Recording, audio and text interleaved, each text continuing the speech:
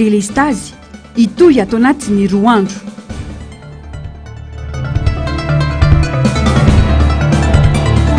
Lalambe migodana Antananarivo Toamasina mangataka ny fampiatonany asa ireo ONG sy OST.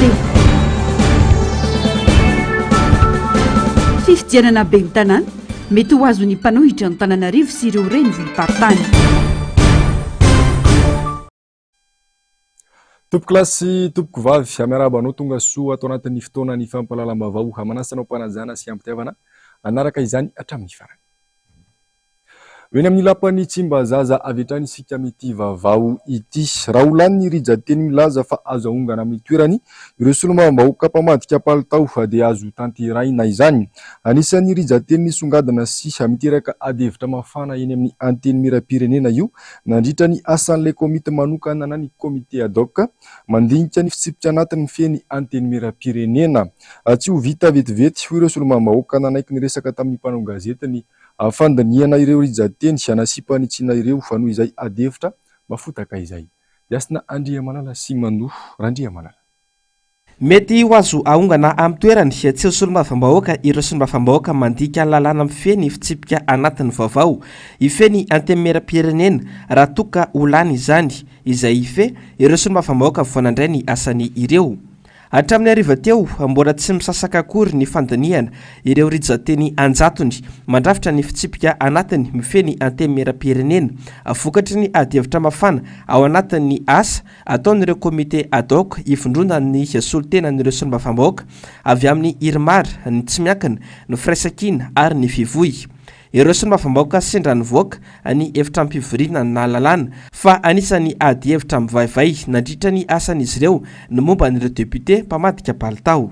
Nivoaka tao dia resaka déchéance ny député hoe raha indépendant izy dia raha ohatra ka hiditra maka atao amin'ny groupe parlementaire Irimara ohatra dia efa azo atao manao déchéance anazy. Raha hiditra atao amin'ny Firaisankina izy dia débat ohatran'izay no tena maro fa betsaka nefa vita fa hatreto aloha mbola vao tsy nitsasaka manila ny article no vita ny débat.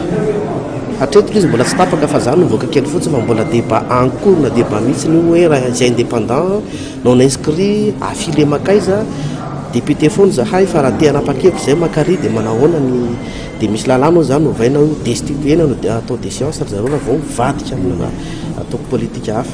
Raha momba n'ilay filoha lefitra fahafito ao amin'ny anteny miram-pirenena dia voatana fa solombavambahoaka ihany no hitana ny toerany lehibe ny mpanohitra ary ireo solombavambahoaka mpanohitra no manohitra azy ary tsy mandalo fifidianana toa an'ireo filoha lefitra isaky ny faritany. Iny zany efa ake efa vita iny. Iny efa vita iny. Dia ohatrany ahoana iny député ihany tsy maintsy atao chef de l'opposition. Député ihany no tsy maintsy atao chef de l'opposition dia izay groupe parlementaire manana topo politika hoe mijanona mpanohitra no manohitra fa tsy hiditra séance plénière ny septième vice président fa ny ohatra zany hoe ny Firaisankina mpanohitra dia izahay député mpanohitra no manohitra olona tsy mandeha fifidianana tahaka ny 1 2 3 4 5 6 vice président zay par province. Aorian'ny fandinian'ireo solombavambahoaka ireo fitsipika anatiny mifeny anteny miram-pirenena io moa avao iroso amin'ny fifidianana ireo bromaritra ao anatin'ny anteny miram-pirenena izy ireo. Mety hemitra ihany koa araka izany ny fifidianana izay filohan'ny anteny miram-pirenena izay nokasaina atao rahampitso. Fa araky ny loharambavao dia nametra-pialana androany ny prime ministre sy ny gouvernemanta notariny nankatoavin'ny filoham-pirenena izay fametra-pialan'ny gouvernemanta izay ho fanajana ny fenitra demokratika sy araky ny voafaritry ny lalam-panorenana dia tsy maintsy mametra-pialana ny gouvernemanta ao arian'ny fifidianana sy solombavambahoaka. Andrasan'ny maro araka izany ny fananganana ny bromaritra eo anivon'ny anteny miram-pirenena sy ny fanolorana ny prime ministre vaovao hitarika ny gouvernemanta vaovao mandrafitra ny fivorian'ireo solombavambahoaka voalan'ny farany teo. Andrasana ihany koa ny fananganana ny gouvernemanta vaovao. Eo amin'izay pejin'ny raharaham-pirenena izay hatrany antanan'ny mpanohitra ny fitantanana n'Antananarivo renivohitra sy ireo renivohim-paritany hafa raha ny fifidianana solomarom-bahoaka farany teo no jerena ho lahatra Andriamatsangy mpamakafaka raharaham-pirenena miankina amin'ny tsangan'olona sy ny tsangan-kevitra ary ilay antoko manolotra ilay kandida nefa no amorana sarotra izay fibatana ny fandresena izay. Efa mandray lesona tamin'ny lasa ihany koa ny mpanohitra ary efa saika hita avokoa ny fomba fangalaram-bato ka inona fa andray ny fepetra rehetra mifandraika amin'izany izy ireo. Gasina Andriamanala sy Manora Andriamanala. Mety ho azon'ny mpanohitra an-drenivohitra Gasikara sy ireo komuna manerana an-drenivohim-paritany eto Madagasikara amin'ny fifidianana ben'ny tanàna ho avy eo raha jerena ny voka-pifidianana solombavambahoaka ny 20 Mela sateo. Raha ho an'ny eto Antananarivo renivohitra manokana manana herintsika ambony dia ambony mpanohitra azo azy. Ny voka-pifidianana farany teo Antananarivo zany mbola ataoko hoe mpifidy mpanohitra, zany hoe ny fanasatran'ny Antananarivo koa dia ny zay filoham-pirenena eo dia ny ben'ny tanàna zany dia tsy mitovy hevitra foana amin'ny filohan'ny repoblika zay misy ankoatrany hoe taritana PDS le izy ka mazava be ny analizy zany ao anatin'le izy hoe Antananarivo renivohitra dia mirona any amin'ny atoko mpanohitra eo amin'ny teny hoe atoko mpanohitra iza eo tsika mahita anazy hoe ny avy amin'ny faisakina ve sa misy atoko mpanohitra ihany koa dia amin'ny ataoko hoe tsy miankana amin'ny lasa tsy miankana fa amin'izao fotoana izao efa hita mivoaka ireo lay atao hoe efa milaza ho candidat maro isan-karazany mbola hitantsika mbola milokoloko politika daholo ihany aloha re mbola miresaka amin'izao fotoana izao fa ny amin'ny manaraka avy eo dia hita hoe iza no tena nohiny. Ny olom-pirenena mpifidy no tompon'ny teny farany ary azo andrefesana sahady izay azo an'Antananarivo renivohitra ny fifidianana solombavambahoaka farany teo iny. Mipetraka izay resaka izay efa mipetraka izay resaka izay tamin'ny fifidianana iny izy ty teo solombavambahoaka hoe tsy anaiky eo zareo fa io zany moa mpifidy le izy dia fifidianana ny olona zany tonga dia mifidy any aty amin'ny atoko mpanohitra mazava ho azy ary tsy Antananarivo renivohitra rehetra fa ireo ataoko hoe tanan-dehibe maro eto Madagasikara dia efa mitodo tamosina zany amin'ny mpitondra fanjakana fa le hoe ho ataony sy ataony ny fifidianana ihany mametra an'ilay izy fa rehefa atao ny fifidianana dia hitantsika ohatry teo ihany le vokatra maro be nefa nyteny hoe potroza maro be nyteny hoe zay no lany voalohany fa tsy lany zany reny aloha amin'ny ankapobeny zay mahatonga ana miteny hoe taratry ilay ho avy eo ihany fa tsy maintsy mbola ao anatin'ny atoko mpanohitra no hitondra ny Antananarivo renivohitra fifidianana manaraka. Miankana betsaka amin'ny tsangan'olona sy ny tsangan-kevitra ary indrindra na ny antoko na ny vondrona manohana sy manolotra ilay kandida nefa no ahamora na ahasarotra ny fibatan'ny mpanohitra ny fandresena raha ho an'ny eto Antananarivo renivohitra manokana. Tsy ho sa angalabato tahaka ny fanao nintsony ihany koa ny mpitondra satria efa nandray lesona ny mpanohitra. Dia io zany moa miankina amin'ilay zavaka mitranga fa za mino ohatrany nahitantsika n'ilay nitranga farany teo tsy dia hita loatra le izy hoe marina nisy ny alabato marina maloto le fifidianana fa rehefa tena raha anakaiky le izy dia anatin'ny état-major politika zany afaka mamaitra an'izay fa raha tena ao anatin'ny fandresena no avadika faharesena mety zavatra hafa no fitrangan'ilay izy satria za mino fa tsy hanao an'izany raha eto Antananarivo renivohitra zany resahantsika zany na ihany koa ny tanan-dehibe ozy ato satria ny tanan-dehibe rehetra dia efa mitody tamosina amin'ny fitondra fanjakana amin'ny atokony resahako zany atoko mpanjakana dikan'izany mino fa tsy dia ho tody amin'izay tokoa fa efa lazaina foana ihany koa fa ny fanaraha-maso rehefa any amin'ireny fifidianana ireny no tena atao mafy dia mino fa nahadray lesona avokoa na ny solombavambahoaka lany na ireo tsy lany na ny atoko nanana kandida na ny ataoko hoe ny fivondronana ataoko hoe firaisakina ohatra raha zay ny resahantsika anazy dia mino fa efa mandray lesona ary afaka atao tsara miatrika n'izany fifidianana ben'ny tanàna zany raha eto Antananarivo renivohitra ny resahana. Hatreto mbola baraingo ny daty ofisialy anatanterahana ny fifidianana ben'ny tanàna satria mbola tsy navoaka ny fanjakana fohy be ny datim-pifidianana ofisialy sy ny didim-panjakana miantso ny mpifidy an-Datsabato. Lafim-baovao hafa kosa indray efa tonga tao Tomasina Androany ny sambo nitondra ireo solika mavesatra entina ampihodonana ireo milina mpamokatra herinaratra eo anivon'ny Jirama ary hanomboka ny fanaparitahana izany hamanirana ny nosy na dia eo aza izany dia mbola hitohy ao anatin'ny 2 andro misesy ny delestage manirana ny faritra maro eto Madagasikara noho ny mbola tsy fampin'ny solika ampiasaina. Andomiaratina sy Mathieu Prince.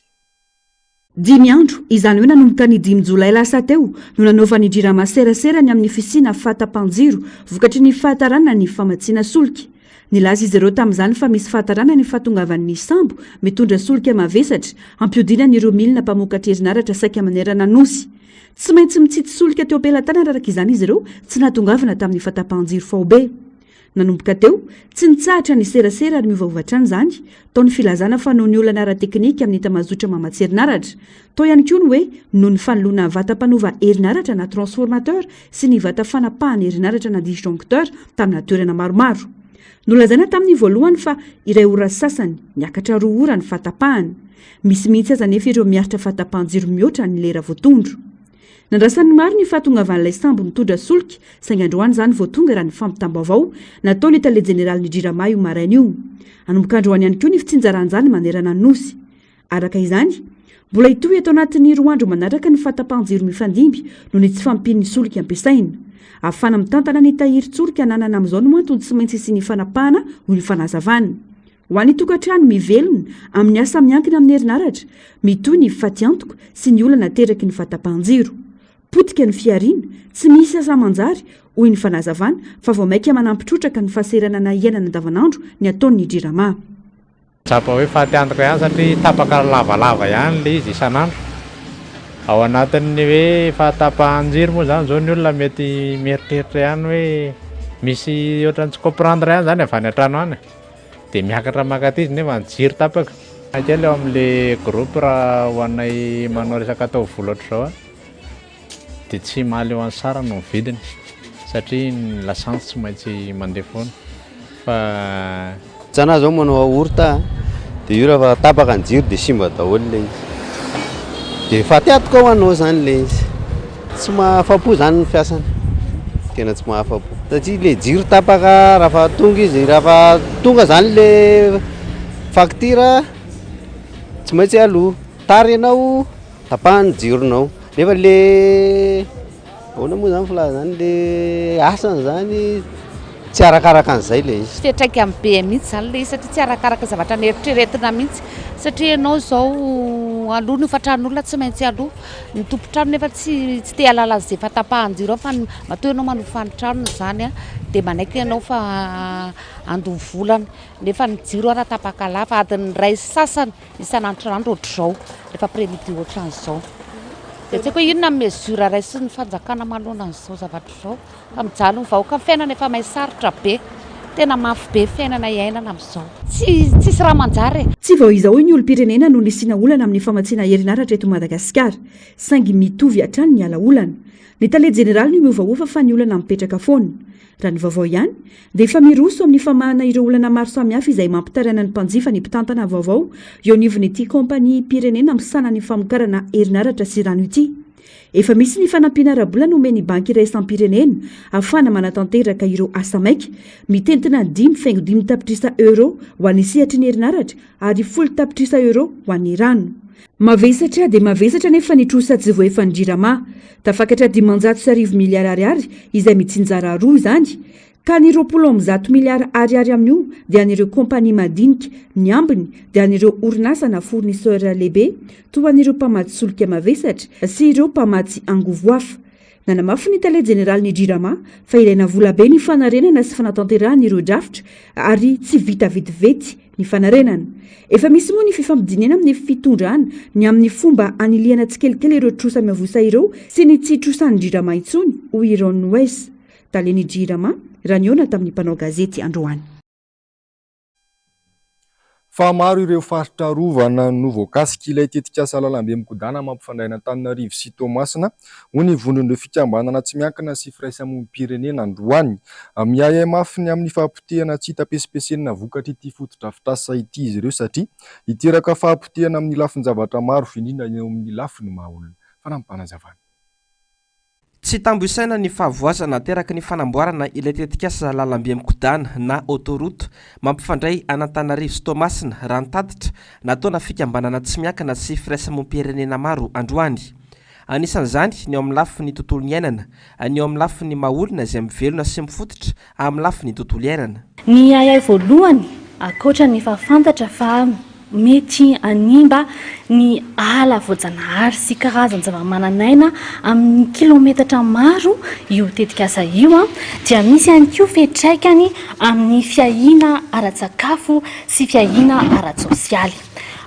Tanimbary mahery ny 750 hektara zao no totitra ary ny ala vadimboly mihoatra ny 510 hektara no simba ihany koa anatin'izany tetikasa izany. Eo ihany koa ny renirano mihoatra ny 720. Tsy mazava ihany koa ny momba ireo orinasa nahazo ny tolo-barim-panjakana hoy ny Transparency International. Io roapolo isan-jato io dia fantatra fa eo amin'ny 184 millions de dollars eo mbola misy any amin'ny 700 millions de dollars mahery zany fantanina hoe avy aiza le vola dia mpiara-mombona antoka toy ny ahoana no manaiky androtsaka vola sy ampiasa vola anatina tetikasa zay araka ny voalaza teo hoe misy impact lehibe eo amin'ny fiarahamonina, eo amin'ny ala sy eo amin'ireo vondron'olona ny fotony mpiray tandrazana amintsika izay misitraka an'ireo ala ireo. Raha ny fahafantaranay azy dia mbola tsy hitanay aloha hatreto hoe nanahoana ny resaka appel d'offre mikasika an'ilay entreprise nanao an'ity nahazo an'ity tsenam-barim-panjakana ity izay tianay ho fantatra ny fomba nazahoana azy sy ny hoe inona daholo ny mangarahara sy ny inona moa zany ny etape natongavana amin'izay. Ny antony dia satria tsy azontsika atao ny manao fampandrosoana raha tsy misy ny mangarahara. Tsy azontsika atao koa ny mampandroso firenena anankiray raha misy ny aya indrindra ny resaka tontolo iainana izay iainana communauté maro ohatran'izay. Ambava fotsiny ihany ny filazan'ny mpitondra fanjakana fa efa nisy ny fanadihadiana ara-tontolo iainana natao mialoha nanomboa ny tetikasa saingy tsy mbola hitan'ireo mpisihatra amin'ny fiarovana ireo ala arovana voakasika ny tetikasa izany.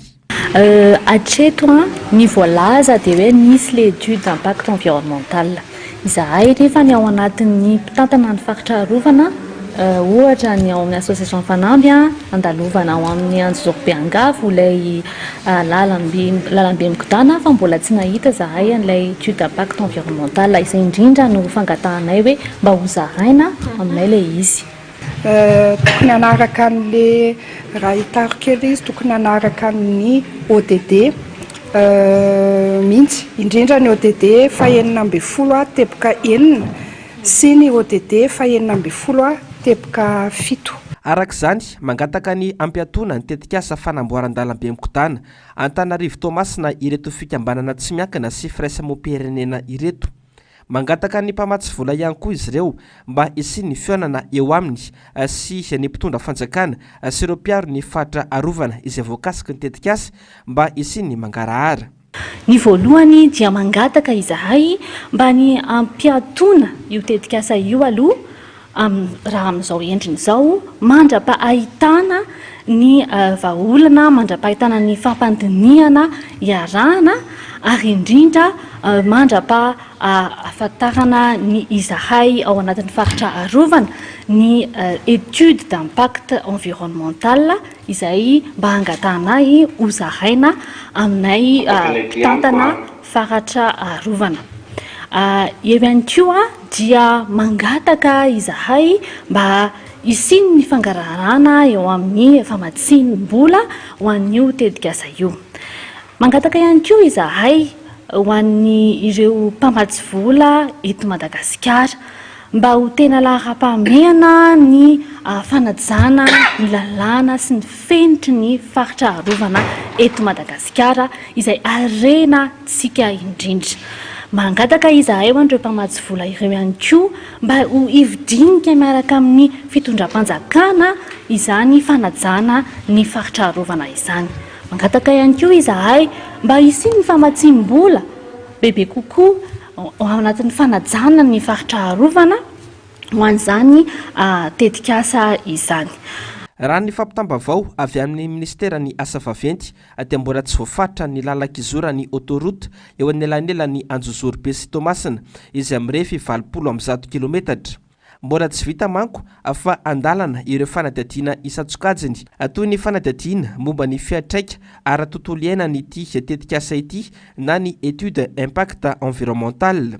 fantatra ihany koa fa mbola tsy nisy nahazo ny tsy hanambary-panjakana ho famitana ireo tapany roa farany amin'ity lalambe amikodana ity noho ny mbola tsy nahavitana ireo fanadihadiana isan-tsikajony ireo ihany koa ary miankina indrindra amin'ny efahavitany tapany voalohany ny fitohizany asa raha tokony ho vita tamin'ny faran'ny taona 2024 teo ihany koa ny ampahany miala eto andrenivohitra hatreo Anjozorobe dia vao ny 520 kilometatra ihany no azo lazaina fa nirisoany asa fanamboarana hatreto.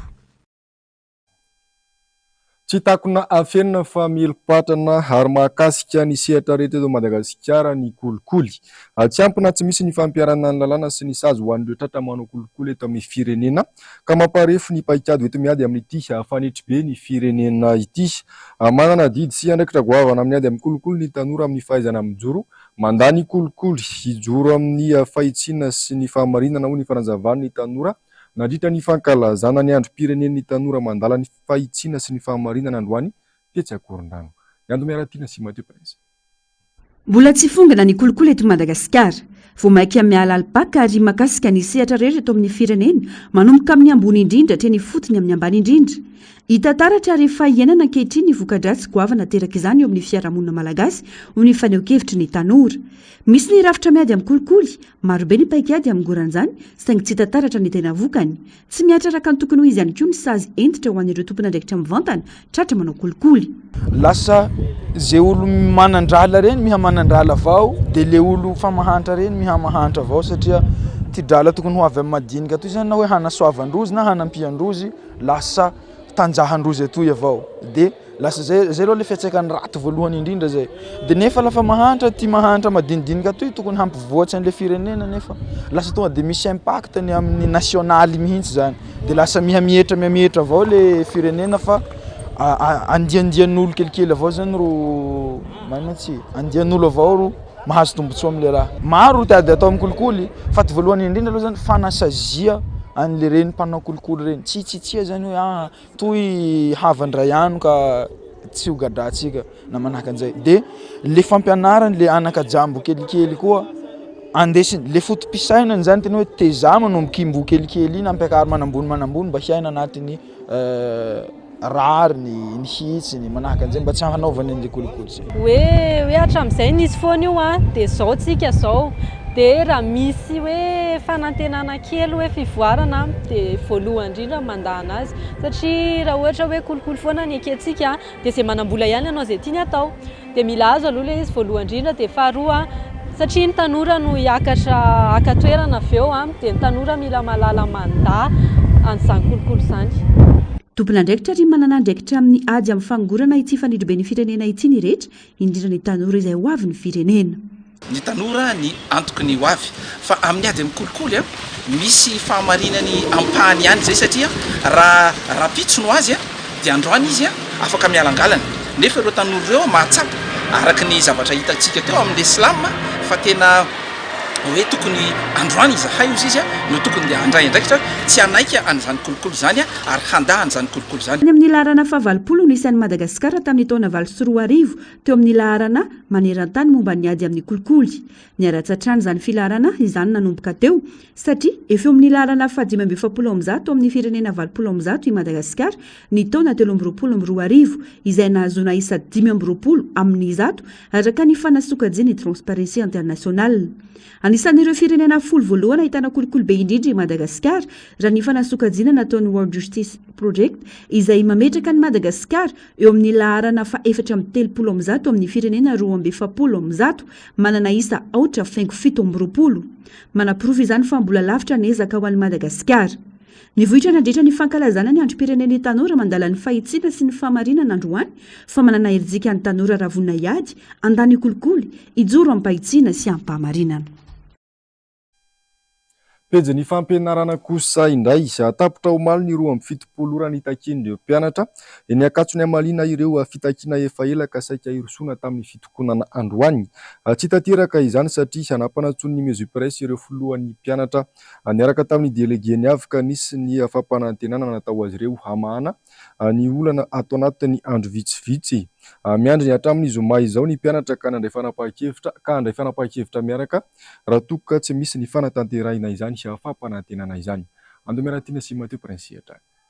misedra orana maro lafa izay fa saika hita maso sy fantatry ny tompona ndraikitra rehetra ny mpianatra ny amin'ny oniversité nankatso hatramin'izao anefa tsy misy vahaolana maritra ho azy ireo ka tsy maintsy miroso amin'ny fitakiana lava ny mpianatra maro ireo dingana sy fitakiana natao saingy antso anefitra izany antony nanomezan'izy ireo roa amin'ny fitopolo ora ny tompona ndraikitra voakasika ny farany herinandro teo amana ny olan'ny famatsiana rano izay andriankina ny fampianarana ny fikarohana sy ny fidiovana eo ihany koa ny tsy fandehana ny connexion ny olona ny vatsim-pianarana telo volana miampy fampitaovana ary ny fitakian'izy ireo andoavana miaraka ny vatsim-pianarana enim-bolana farany ny rano tompoko tena ilainay aty amin'ny université satria ireo io rano ampiasain'ny mpianatra ao anaty laboratoire ilaina io anaovana fikarohana ny fidiovana ilaina zany tompo makasika ny vatsim-pianarana zany efa anatin'ny fahasarotana ny atao hoe ny fiainana am'izao ilainy vatsim-pianarana zay ary tsy tokony dondonana matetika zany fanjakana voamoaka ny calendrier io ny angatana hoe mba hoe aleo mba hivoaka ara-dalàna izy araka ny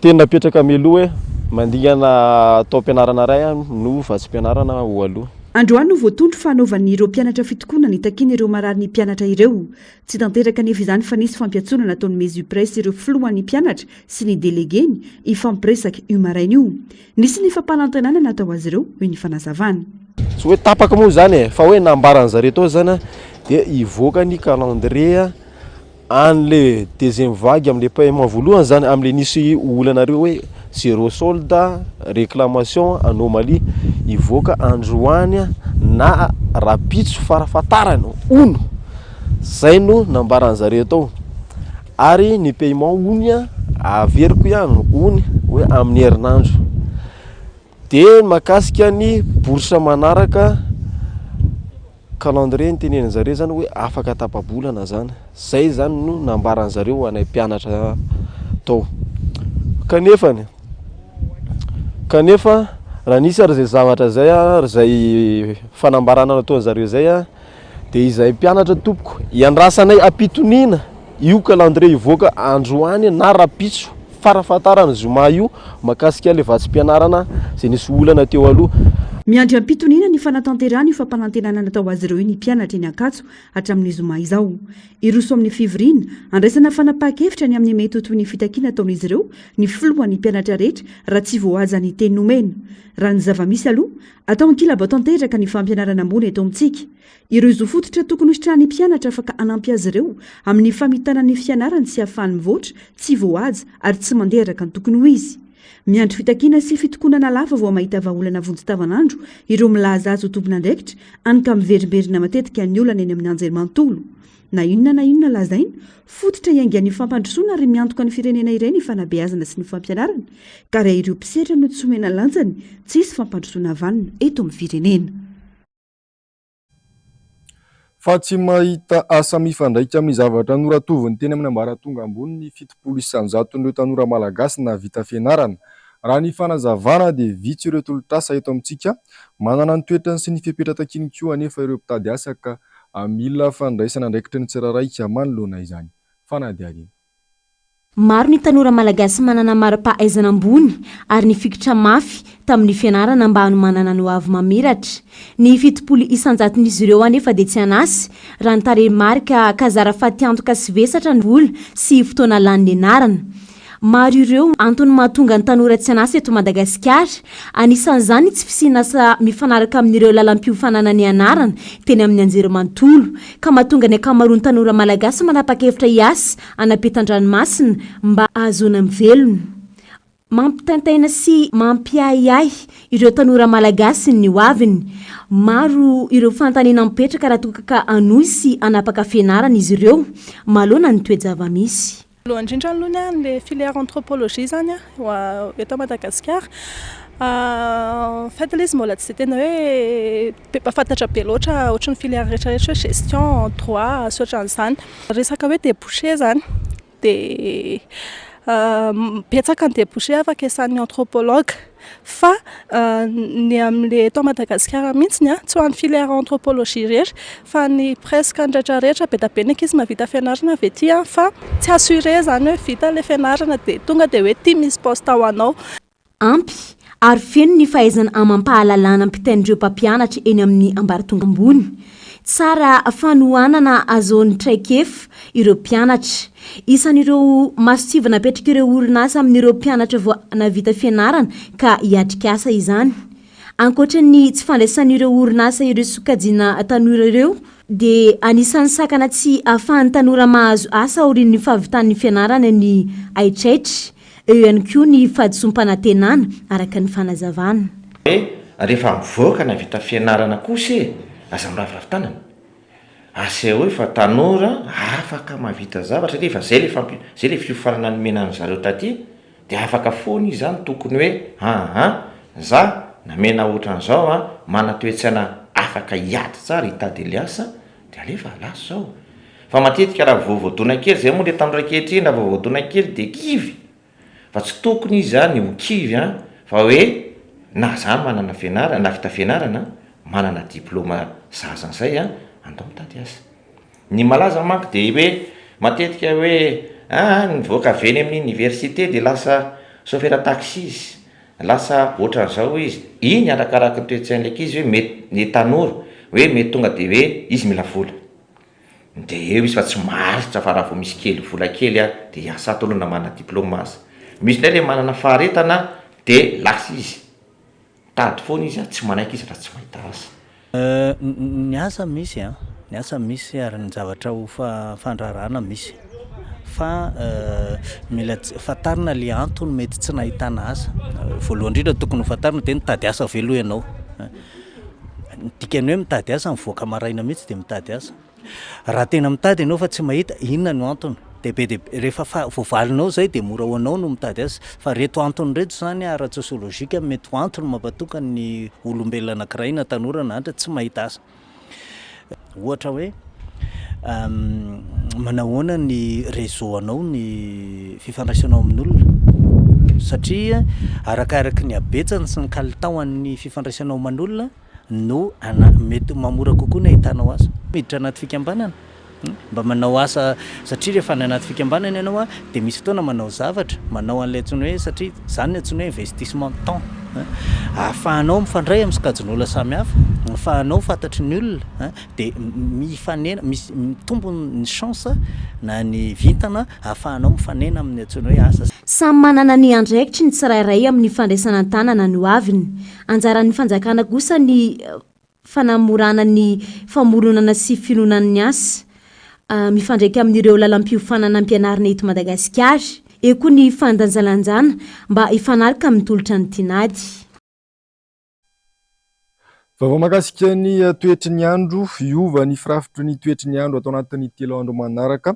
Moa ny fampitam-baovao ny meteo hitoetra ny hatsika sy ny orana malefaka amin'ny faritra sasany. Hijanona ambony ihany koa ny tany faloton'ny rivotra.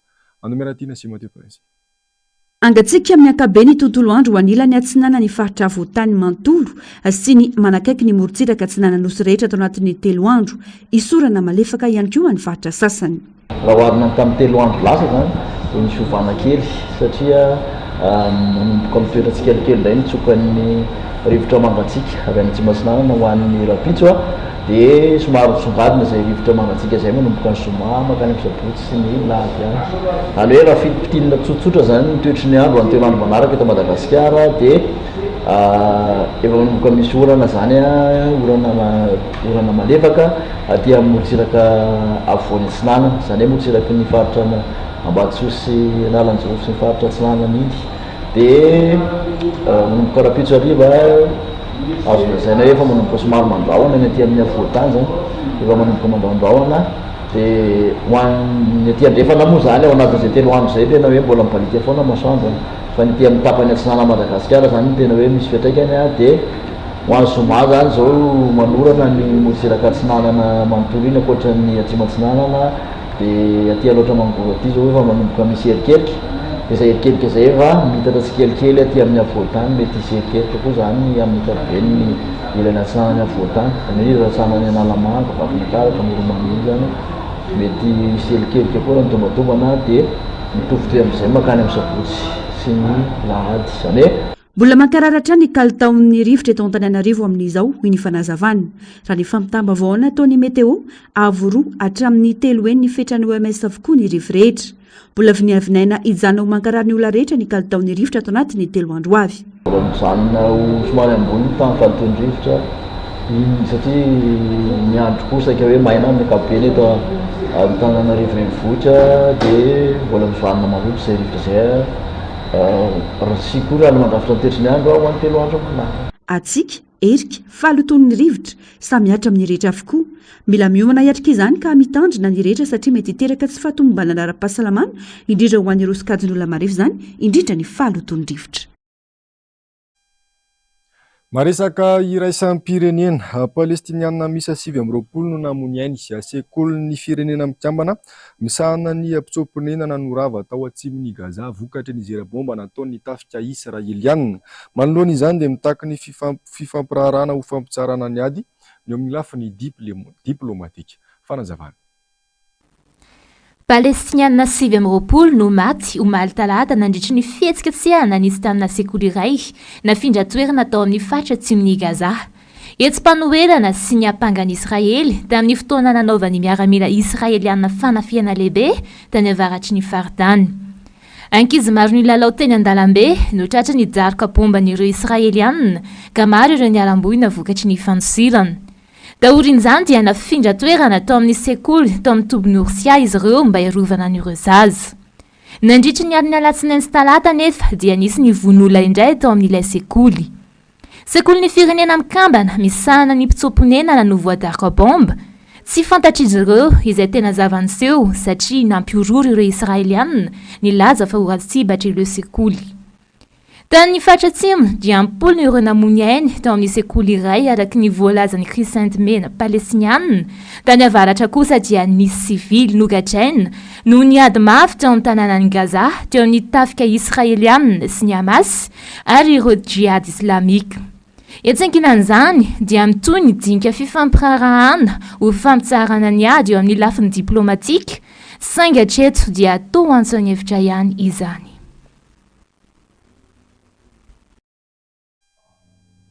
Tapitra ny fampalalama avao tompoko lasy sy tompoko vavy sy ankasitrana feonanao fa niaraka taminay hatramin'ny farany mametraka ny manapitafa samy tsara tompoko lasy sy tompoko vavy.